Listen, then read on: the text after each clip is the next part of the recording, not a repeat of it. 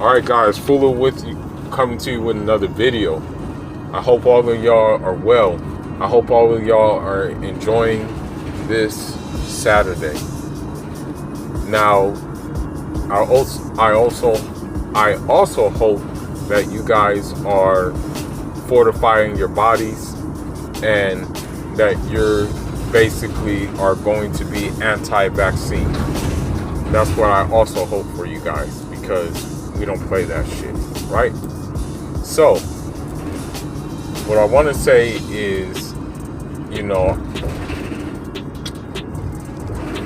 I haven't done a hip-hop review in quite a long time now. It's been a minute since I've actually done a full hip-hop review. So, I took it upon myself to actually do that in this video, because I was anticipating this tape for a long time, and there were some ebb and flow reasons why it didn't come out on Thanksgiving. It was supposed to come out on Thanksgiving. It didn't come out on Thanksgiving though, but that's not a problem. But the tape in which I am talking about is Crack Babies 3 by none other than Cuzzy Capone and Wee Dog of All Money In. Now, what I'm going to say about this tape is that if you're looking for that modern sound in terms of very bouncy, very mumble rap, very, high energy beats, then this ain't the tape for you. I'm sorry. This is vintage reality rap at its best, okay? I kid you not. You really have to listen to this tape, okay? You can't just hear the tape. You have to listen to the tape because of the gems they are dropping in the tape, And I've said this before and I'll say it again. It does, the gems in the tape don't necessarily have to be punchlines, but there's plenty of punchlines. Don't get it twisted.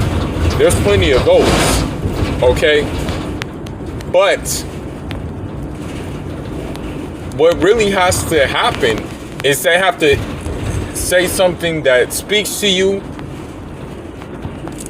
based on your experiences in your life, or they're giving you game. Because even one of the tracks basically, he said, Cuzzy Capone said that he drops parables, and that I can completely 110% agree with. This tape was very much worth the wait, okay? Crack Babies 2 was a good tape.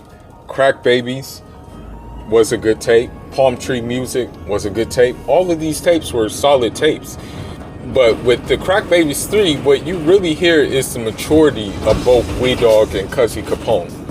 Believe it or not, Wee Dog, I mean, a lot of people who rock with Nip and the All Money In movement, a lot of people don't really know about Wee Dog that much. The crazy thing about Wee Dog is, I think Wee Dog, Nip tatted Wee Dog was one of the first tattoos he got when it came to like the Slauson Boys and All Money In. Wee Dog was one of the first persons he tattooed on himself, And so the good news is we get to really hear Wee Dog. And when I say, the way that Wee Dog raps, in a way, it reminds me of Freeway from Philadelphia. He kind of has a Freeway style of rapping. That's the kind of vibe I get from him. Like, the way he puts words together, it reminds me of Freeway. And minus the voice, because you remember Freeway had that really kind of like high-pitched voice. Wee Dog don't have a high-pitched voice, But the way his flow pattern and stuff like that, you can say that it sounds like a West Coast version of Freeway. Now, as far as Cuzzy Capone is concerned, I always says I was always the one to say that Cussy Capone on top of Nip when it came to Slauson Boys All Money In movement. I always said that Cussy Capone and G.I. Joe OMG were the most lyrical out of that bunch besides Nip Hussle. You know, of course I put Nip Hussle first, but after that I would say Cussy Capone and G.I. Joe OMG. Now the thing is that if we talk about how Cussy Capone raps, Cussy Capone reminds me of Styles P, a West Coast version of Styles P, because of how he tells the story, how it's real gutter. He got like a real gutter flow, you know what I mean? So that's why I say that he gets that title. You know, for me, that's who I liken him to. You know, he's very gutter, and so it's a really good tape. You know, the one thing I guess you can say, because they did do a joint for the ladies, okay? They did do that.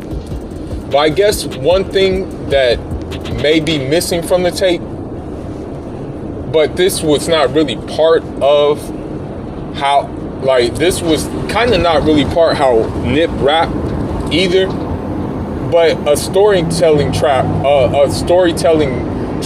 is kind of missing from this equation. Like telling a story how, you know, how Jay-Z did Meet the Parents, you know, kind of that's missing from this. But Nip, he may have had some unreleased tracks like that kind of told a story, you know, in a third person way, you know, not in the first person way, but a third person way, you know, so that's missing from this. And I guess, you know, since they're sticking in their lane, it's okay, but sometimes maybe to reach a broader audience, you do need to add one of them party tracks, you know, with a lot of high energy, a big, you know, kind of some high, like, energy, talking about dancing and stuff like that. You know, sometimes you might want to add that, and this was missing in that. But other than that, the whole CD, the whole tape is a solid tape. The tracks that stuck out to me were Hopeless, Beach Street stuck out to me, Granny's Living Room stuck out to me, Glow stuck out to me, and a lot more, you know. So if you're on iTunes, if you're on Amazon, if you're on Spotify, whatever service you use, okay? If you're on Tidal, whichever service you use,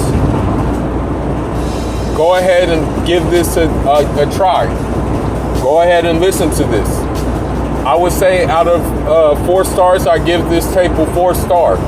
The reason why I'm giving it 4 stars is because, number one, it relates to things that, you know, I've been through, similar experiences that I've been through. Number two, this is like a vintage hip hop tape. This takes you back to the 90s when lyricism mattered more and what you said mattered more than, you know, a beat that you were able to dance to. So that's my reason for giving it 4 stars. Check it out, listen to it, dissect it, and let me know what y'all think, and let me know if there's some gems in there that you got from it. But this is Fuller signing out. Leave your thoughts, leave your comments. Njaram.